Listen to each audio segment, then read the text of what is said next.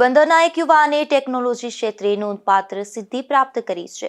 આ યુવાને બનાવેલ AI આધારિત રોબોટિક આર્મના પેટર્નને ભારત સરકારની મંજૂરી મળી છે, જે પોરબંદર માટે ગૌરવની વાત ગણી શકાય છે.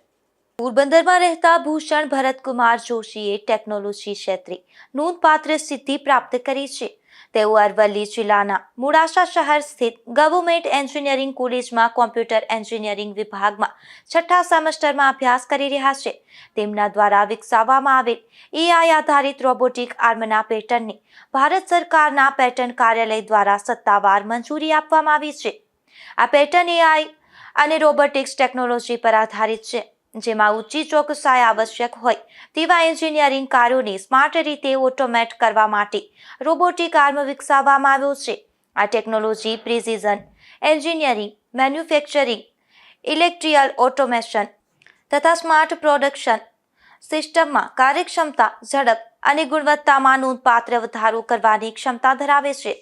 મારું નામ ભૂષણ જોશી છે. પ્રેઝન્ટલી હું ગવર્મેન્ટ એન્જિનિયરિંગ કોલેજ મોડાસા ખાતે કોમ્પ્યુટર એન્જિનિયરિંગ 6th સેમેસ્ટરમાં અભ્યાસ કરી રહ્યો છું અને હું પોરબંદરનો રહેવાસી છું. તાજેતરમાં AI based robotics arm for precision engineering works શીર્ષક હેઠળના મારા પેટન્ટને ગવર્મેન્ટ ઓફ ઇન્ડિયા દ્વારા માન્યતા આપવામાં આવી છે. આ પ્રોજેક્ટ આર્ટિફિશિયલ ઇન્ટેલિજન્સ અને રોબોટિક્સના સંકલન પર આધારિત છે, જે પ્રિસિઝન ફોકસ્ડ એન્જિનિયરિંગ એપ્લિકેશન માટે ઇન્ટેલિજન્ટ ઓટોમેશન, એન્હાન્સ્ડ એક્યુરેસી અને બેટર ઓપરેશનલ એફિશિયન્સી પ્રદાન કરે છે. આ રોબોટિક આર્મનો ઉપયોગ મેન્યુફેક્ચરિંગ ઇન્ડસ્ટ્રી, ઇન્ડસ્ટ્રીયલ ઓટોમેશન અને એડવાન્સ એન્જિનિયરિંગ સિસ્ટમમાં થશે, જ્યાં સતત ગુણવત્તા અને ઊંચી ચોકસાઈ જરૂરી હોય. વિદ્યાર્થી તરીકે આ સિદ્ધિ મારા માટે મહત્વપૂર્ણ છે અને મારી આ સિદ્ધિ યુવા વિદ્યાર્થીઓને સંશોધન અને ટેકનોલોજી આધારિત વિચારસરણી તરફ પ્રેરિત કરશે તેવી મને આશા છે.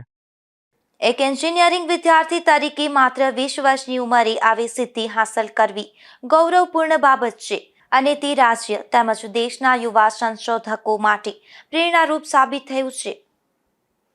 નિપુલ પોપટ સાથે અશોક થાનકી, ગુજરાત ન્યૂઝ, પોરબંદર.